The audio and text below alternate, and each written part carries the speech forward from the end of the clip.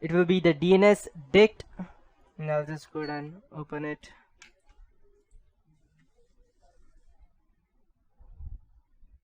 Cal Linux again, information gathering, DNS analysis, and we have DNSdict 6. If you don't have, you can straight away go ahead to its own website and download if you are using it for the Windows version. I doubt whether it will be there because okay, we have it on GIT Hub.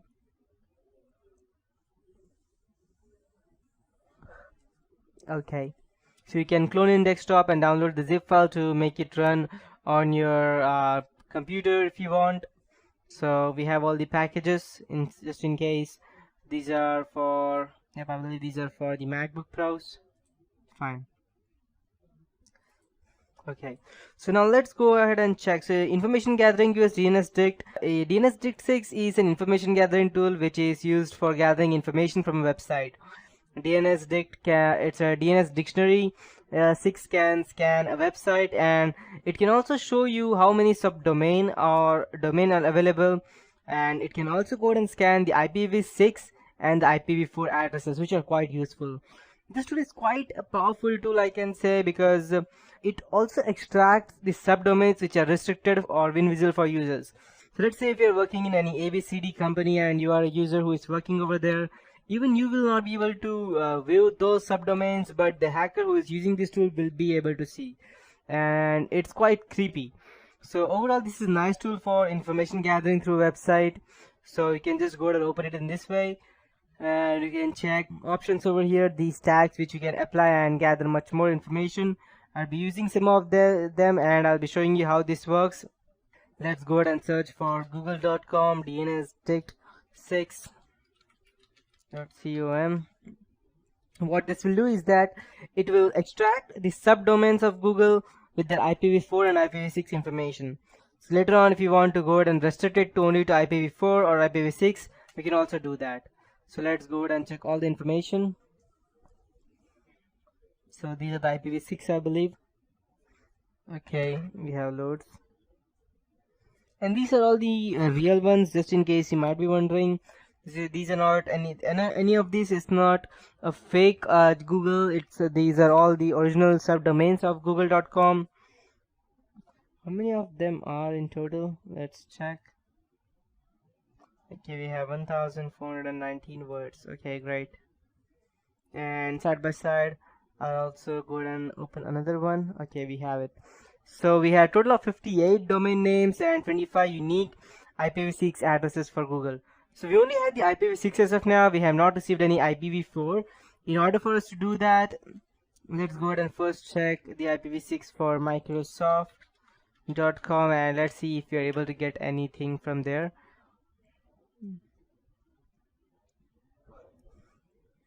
Okay, the IPv6 for Microsoft is quite different from the ones that we had in Google, most probably because it has Microsoft Windows Server. That's the reason, I believe. Okay, so we have only 5 domain names, and Microsoft is quite small than Google. Now let's go ahead and restrict it only to, let's say, IPv4 addresses.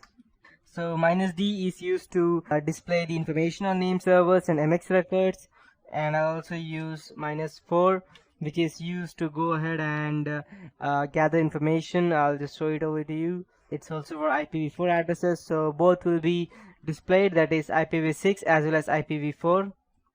So I'll just go ahead and run this.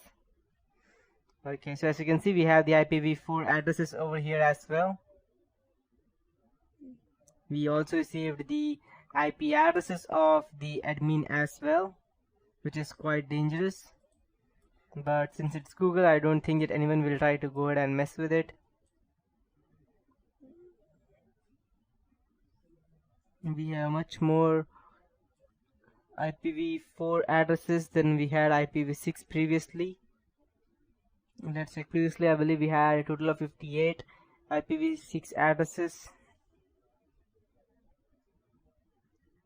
Okay, perfect. So we received a total of 76 domain names and 60 unique IPv4 addresses, which is quite useful. So the most important one out of these would be the admin ones, which I found out previously. so which are quite dangerous if it falls into the wrong hands. Okay, so we have the IP addresses for admins. It's probably 1 2 3 4 5 6 7 8 9 10 11 IP addresses, I believe, and 12. The 12th one is the IPv6. Perfect. So these are the ways as to how you can go ahead and find out information about the IP addresses of people who are working inside a domain or a subdomain, and that would be it for this tutorial. In the next tutorial, I'll be starting with the two different and one of the few of the most important tools, that would be DNSmap and DNSrecon. So that's it for this tutorial, guys. Hey guys, welcome to the next tutorial for ethical hacking and penetration testing via Kali Linux. In the previous tutorial, I taught you about DNS information gathering of subdomains and IPv4 and IPv6 through DNSdict and you are crazy. Okay, perfect. Sorry, I forgot. Okay, so now the next thing that I would be teaching you today would be the DNS analysis version of our DNSrecon and DNSmap. So I would be first starting with DNSrecon because it's quite a bit easy than DNSmap. So DNSrecon, it's just a tool for enumeration, and it is again coded in Python, same thing as URL crazy, and it enables to gather DNS oriented information on a given target. So sorry, not URL crazy, it was Python is based along with the harvester. Perfect. So now in order for you to open DNSrecon, I'll just keep this terminal on this right hand side. Let's go to Kali Linux, information gathering, DNS analysis, and DNSrecon. And as you can see, we have each and everything over here that we want, all the tags. The most important would be the -d, -r, and the dictionary file that we would be using. And if we are trying to filter out brute force, then we'll have to use -f as well. So there was a bug in Kali Linux some time ago that we were not able to just type DNS recon. We need to type DNSrecon /py, but this tool that I would be using is bug free. The reason being that it has been updated in the recent version, and if you have the updated version, you don't have to worry about that. So this bug has been fixed by Kali Linux team on the new update. So the standard code enumeration is that we can go ahead and get the SOA record, name server, mail host, MX, IP ranges, and a lot of more that the company is using, what servers can send emails from as well. So I'll just go ahead and show you the DNSrecon version. SRECON -t std-d google.com. And in case you might be wondering what is -d and -t, as I told you, a few things are the most important. T is for the type and D is for the domain target. So with T is we have the standard type and the domain is google.com. So let's check. Perfect. So by gathering this information that I enumerated, we can see that Google has SRV, that's service records, and now we know that they're using a jabber, that's XMPP, and we have also obtained the IP, and let's check if we have the ports as well through which they transfer. As of now, we only have the IP addresses except for this one. So we have the port as well over here, 31. Now let's go ahead and check the ports as well. So I'll just type DNSrecon -t SRV, since the type would be for the surface, and -d google.com. Let's check all the service records. Okay, so let's check. We have all the XMPP files. We don't have, okay, we have the port over here, that is 389, that's being used. Over here we have 5269. So we have all the information that we need. Even the IPv6 ports, we have it over here, so we don't need to probably worry about gathering any information from the outside. We can go ahead and gather all the information just by using this tool.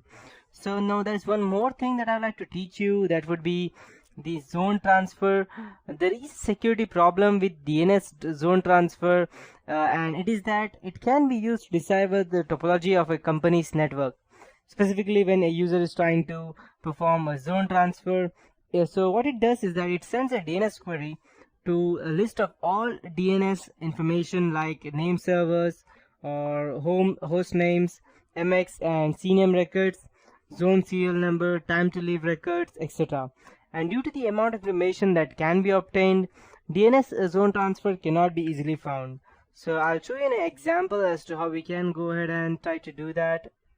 DNS-T AXFR and DNSrecon DNSrecon-T AXFR-D, and let's check for google.com if we are able to find anything for that.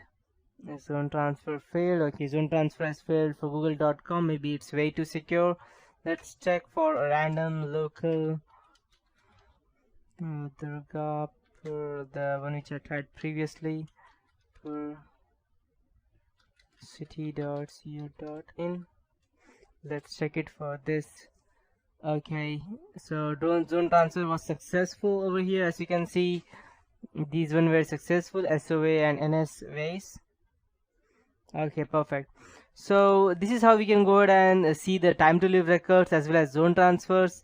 Now we have a top level enumeration as well, and what it does is that it shows the level domain name along with the IP addresses. So I'll just go ahead and type DNSrecon T and TLD-D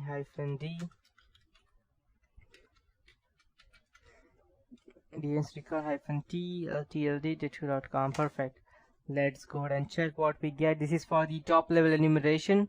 So we have the basic IP addresses. Okay, I believe we have lots of different IP addresses working under Facebook.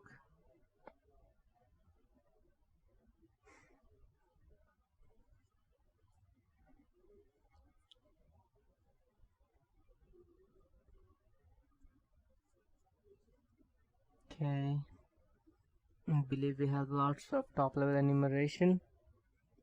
I may need to quit this because I don't see it anywhere near soon.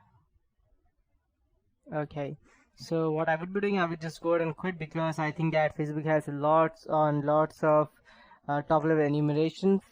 Let's check for google.com. If it runs, I will be able to show you how it looks like in the end. If it does not, if it does collide in the end, if it does not, then again I'll have to move on to the next topic. Okay, all the host and IP addresses of Google are again still active, I believe, so I won't be able to continue with that. So, but this is how you can go ahead and find out different IP addresses for that. Now let's go ahead and take a look at the reverse lookup as to how we can go ahead and also use the reverse lookup. And reverse DNS lookup is a determination of a domain name with the associated IP address. DNSrecon can perform a reverse lookup for PTR records, that's pointer records, against IPv4 and IPv6 address ranges. So I'll just quit this one by typing Ctrl-Z, and I'll go ahead and try to do a reverse lookup recon on that. And these would be, I would need to go ahead and insert two different IP addresses. So the IP address for Google would be 173.192.114.86 and 173.192.114.96. Okay, so check range provided is invalid. Okay, never mind. So if you had a valid range, then you would have gotten all the reverse DNS lookup information for the google.com as well. So to save all of these enumeration results, you need to go ahead and type DNSrecon-D. Let's say for google.com you want to save, I'll type XML MR, and -D is used for denoting the domain. -T is used to specify which type you want of enumeration you want to use, as I was using previously. So in case I want to go ahead and save all this information inside a file, I can just go ahead and type this, and a file will be created over here in home named MR, and you can see all of these things. Perfect. I'll just close.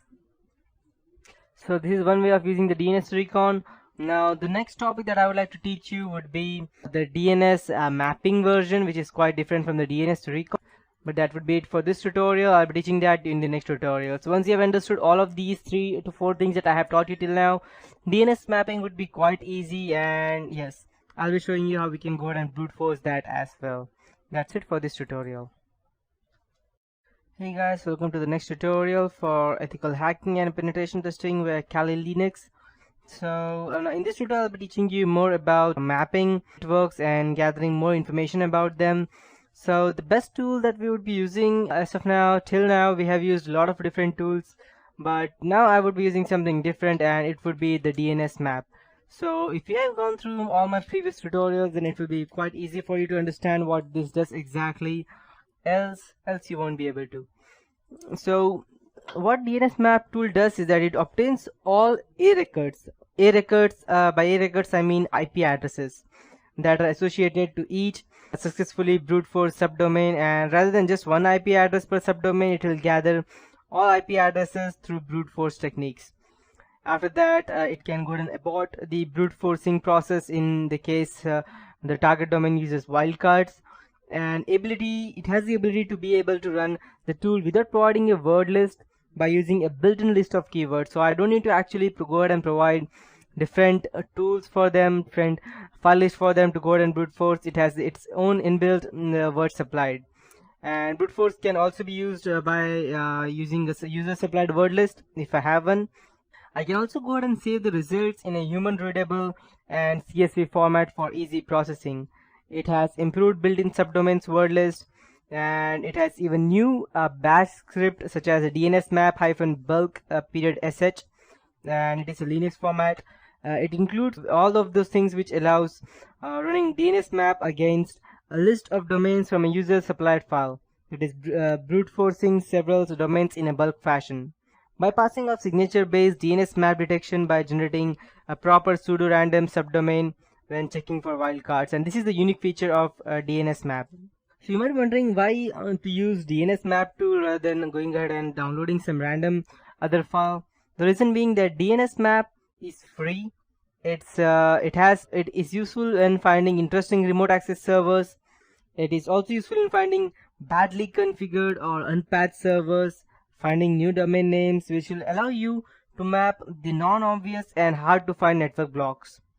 Sometimes you can also find that some brute force or some brute forced subdomains resolve to internal IP addresses, that's RFC 1918, and this is a great as sometimes they are really up to date A records, which means that it is possible to enumerate internal servers of the target organization from the internet by only using the DNS resolving and nothing else, which is quite useful there, so that it will not even leave a target that you have actually targeted this company, and which is actually opposite to what zone transfers do, for instance. DNS mapping can also discover embedded services configured using DNS dynamic services. So it has all of these features in total. So now I would teach you how we can go ahead and use this. So again, the same thing: applications, Kali Linux, information gathering, DNS analysis, and we have DNS map over here. So you can see that I can supply my own word list if you want, or the regular list file that it has already inbuilt, and delay in milliseconds as to when it wants to repeat the process. And these are the IPs to ignore, these are the false positives, and the CSV result file, which I don't know what exactly it is. So I'll show you how we can go ahead and gather information. First thing that you need to do is you need to go ahead and select a target. You can go ahead and move to your pentest directory. So I'll just text cd/pentest if I have it. Okay, I don't have the pentest directory, never mind. I will just start it in a random way. So what I will do is I'll just type, let's say, DNSmap google.com. Let's check what we get. 10 millisecond delay is there between different requests, so that Google does not ban us out. Okay, perfect. We have the IP address and the IPv4 and IPv6 address of the admin. The accounts for google.com, we have that as well. Let's check what more we get. ap.google.com, good. I believe it has lots of IPv4 ap.google.com IP addresses. This is one way of using DNS mapping using a 10 milliseconds delay. If I don't use the delay, I'll get something else. Okay, we have received the billing information. So as you can see that all of these above the DNS map has scanned are all the subdomains of the Google along with the A records, that is the IP address of Google subdomains. Now these IP addresses or IPv6 addresses are the simplest way of using DNS map.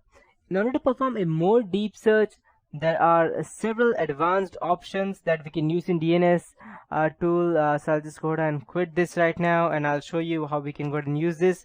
I can use the -w to use the word list, or I can use the -r to go ahead and get the regular result list that it has inbuilt the brute force files, CSV as I told you. So examples for using these options would be something like that. If you have a custom word list of subdomains, you can use that, as well as by simply specifying the -w argument and then the path to the word list. So you can just type DNSmap google.com -w and xyz period list period txt and -r /temp/domain bf_results period txt. So what it will do is that it will go ahead and save all of these files under the wtxt file, xyz period txt file, under the temporary directory of the domain bf_results file. And if you already have one, then you don't need to go ahead and specify the w or the word list. You can just simply type DNSmap google.com -r/tmp/d. 300 would be 3000 would be the milliseconds that it would be using, and you can just go ahead and hit enter, and it will straight away go ahead and use the default file and save all of these in the temp directory.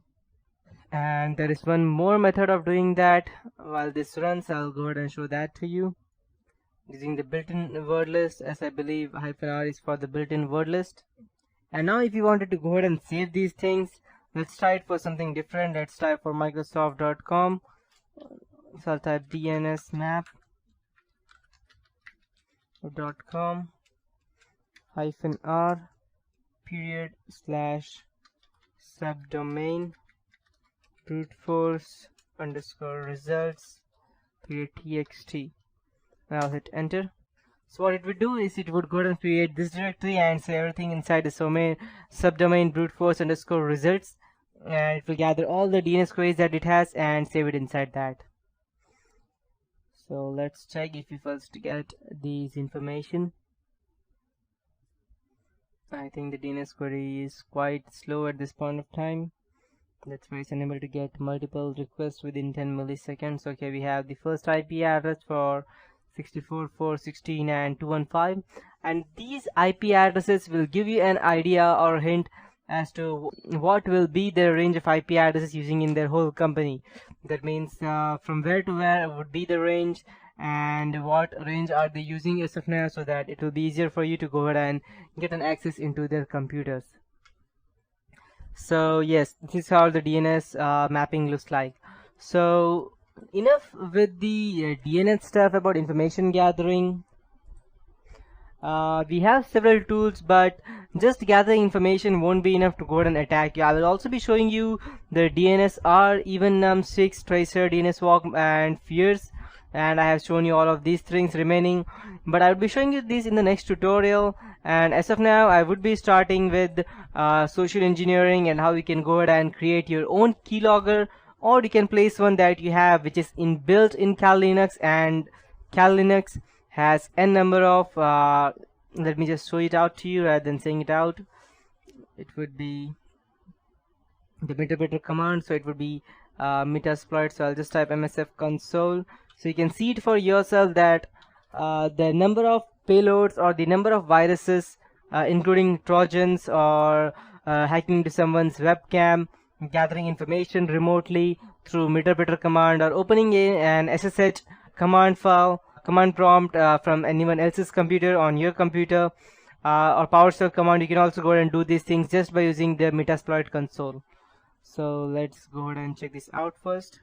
how many payloads we have, how many viruses we have inbuilt. And it does not only have Trojans or viruses for Windows computer. We can also go ahead and use these to hack into another one's Linux distribution or a Mac distribution as well. Let's start. It can take quite a bit of time depending upon the speed of your processor. Okay, perfect. So we have a total of 1,389 exploits, out of which 788 are auxiliary and 223 are post. Auxiliary means the viruses which we need to go ahead and implement before we go ahead and hack into the PC, and 223 are the ones that we get after we go ahead and hack into the PC. With that I mean that, let's say once you have gained access to someone else's computer but you don't have the system access, the root access, at that point of time we need to go ahead and use the some of the remaining out of these 223 posts, and we have the payloads, a total of 37, out of which 8 are knobs and 37 are encoded. So yes, and if you want to gather the whole version, you can still download the whole version over here at rapid7.com, the people who are developing Metasploit. So that would be it for this tutorial. In the next tutorial I'll be starting with social engineering and stuff, and how we can go ahead and create phishing web pages that I showed you in one of my previous tutorials. I would be creating that live, and I'll be showing you how we can go ahead and create that manually.